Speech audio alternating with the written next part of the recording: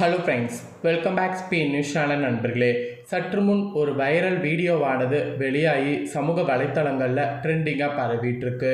இந்த காலத்தில் இப்படி கூடவா இருக்கும் அப்படிங்கிற மாதிரி இந்த வீடியோவானது வெளியாகிருக்கு.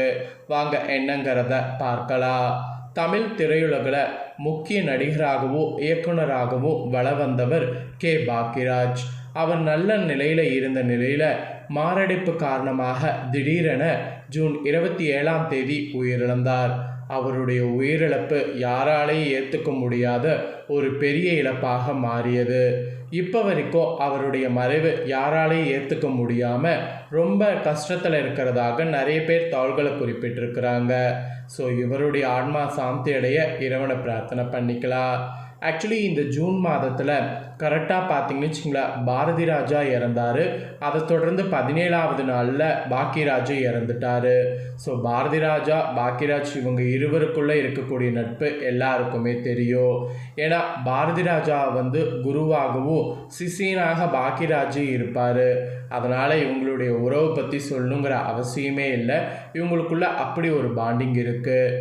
இந்த நிலையில் கே பாக்கியராஜுடைய இறந்த இந்த ஒரு இதில் அவருக்கு அஞ்சலி செலுத்துவதற்காக இப்போ வரைக்கும் ரசிகர்கள் வந்துக்கிட்டே இருக்கிறதுனால அவருடைய வீட்டுக்கு முன்னாடி கார் பார்க்கிங்கில் ஒரு பெரிய ஃபோட்டோ வைத்து அந்த ஃபோட்டோவுக்கு கீழே மலர்லாம் வைத்து பூவெல்லாம் போட்டு விளக்கெல்லாம் ஏற்றி வழிபாடு செய்யப்பட்டுருக்கு. ஸோ வரவங்க அங்கே அஞ்சலி செலுத்திட்டு வந்துட்டுருக்குறாங்க.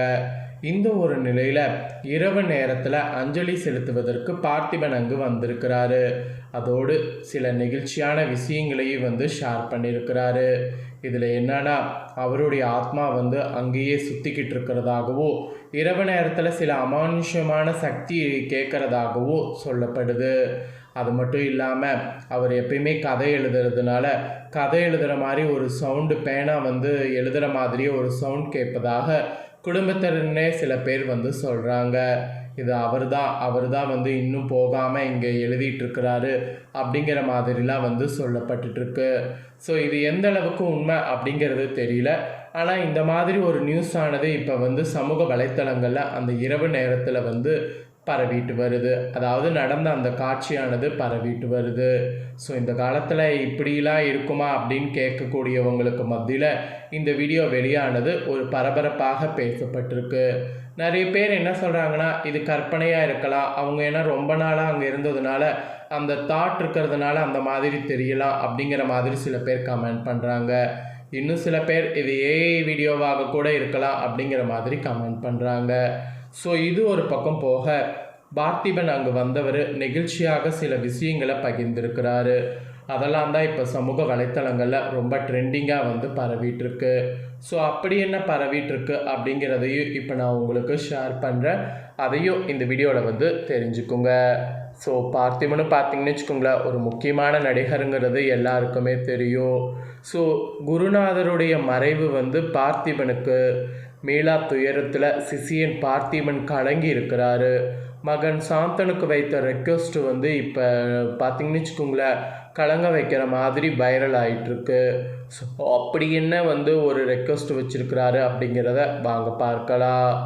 தமிழ் திரையுலகில் மூத்த இயக்குனர் மற்றும் திரைக்கதை வித்தகர் கே பாக்கியராஜ் அவர்களுடைய மறைவு திரையுலகையே இன்னும் ஆழ்ந்த துயரத்தில் ஆழ்த்தியுள்ளது. நேற்று பெசன்ட் நகர் மின்மயானத்தில் முழு அரசு மரியாதையோடு அவரது இறுதி சடங்கு நடைபெற்றது. ரசிகர்கள், திரைத்துறையினர் மற்றும் பொதுமக்கள் பெரும் எண்ணிக்கையில் கலந்து கொண்டு அவருக்கு இறுதி அஞ்சலி செலுத்தினர்.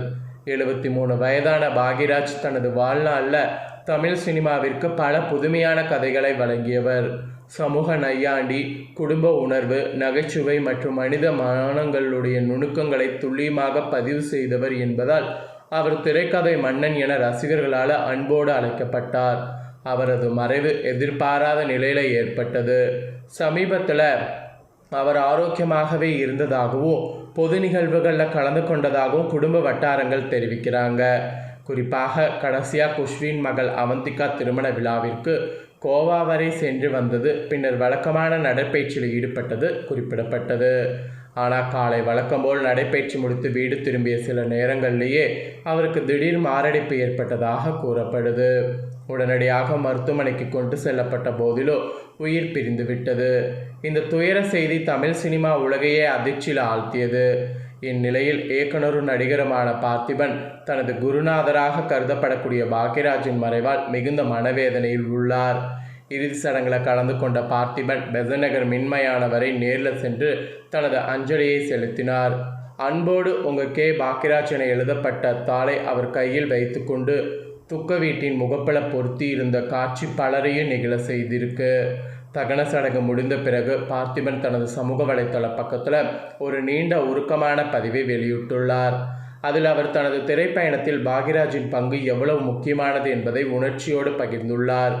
குருநாதர் என அவர் குறிப்பிடக்கூடிய பாக்யராஜ் தனது வாழ்க்கையில் ஒரு வழிகாட்டியாக இருந்ததாகவோ, ஆரம்ப காலங்களில் அவரோடு பணியாற்றிய அனுபவங்கள் இன்று வரை நினைவில் நிற்பதாகவும் அந்த பதிவில் கூறியுள்ளார். அவர் தனது பதிவில் காலை பொழுதில் எழுந்து பணியில் ஈடுபடக்கூடிய பழக்கத்தை பற்றி குறிப்பிட்டுள்ளார். பாக்யராஜின் அலுவலக அறையை சுத்தமாக வைத்திருப்பது, அவருக்காக பேப்பர் மற்றும் பென் தயார் நிலையில் வைத்திருப்பது போன்ற சிறு செயல்கள் கூட தனது குருவுக்கான மரியாதையாக இருந்ததாக அவர் நினைவு கூர்ந்துள்ளார். அந்த நினைவுகள் அனைத்தும் இப்போது வழியோடு இணைந்து நிற்பதாக அவர் குறிப்பிட்டுள்ளார். மேலும் இறுதி சஞ்சலி நிகழ்வுகளில் நடைபெற்ற சில உரையாடல்களையும் அவர் தனது பதிவில் பகிர்ந்துள்ளார். தயாரிப்பாளர் கண்ணன் ரவி அவர்களோடு நடைபெற்ற உரையாடலில் சாந்தனு பாக்யராஜை வைத்து மீண்டும் புதிய படங்கள் உருவாக்கப்பட வேண்டும் என்ற எண்ணத்தையும் அவர் வெளிப்படுத்தியதாக கூறப்படுகிறது. அது அந்த துயரமான சூழலில் ஒரு சினிமா சார்ந்த நினைவாக பதிவாகியிருப்பது இப்போ தெரிய வருது. அதோடு பார்த்திபன் மேலும் தனது பதிவில் பாக்யராஜோடு இணைந்து கோடிட்ட இடங்களை நிரப்புக போன்ற படங்களில் பணியாற்ற அனுபவத்தை நினைவு கூர்ந்துள்ளார். அந்த படம் அவருக்கு சாந்தனு பாக்யராஜுக்கு முக்கியமான திருப்பமாக இருந்ததாகவும் அவர் குறிப்பிட்டுள்ளார். சாந்தனு மீண்டும் வெற்றி பாதையில் செல்ல வேண்டும் என்ற ஆசையை அவர் வெளிப்படுத்தியுள்ளார். அதே நேரத்தில் இந்த துயரமான சூழலில் திரைப்பட எதிர்காலம் குறித்த பேச்சுக்கள் சிலருக்கு மனதளவில் சங்கடத்தை ஏற்படுத்தியுள்ளதாகவும் கருத்துக்கள் எழுந்திருக்கு.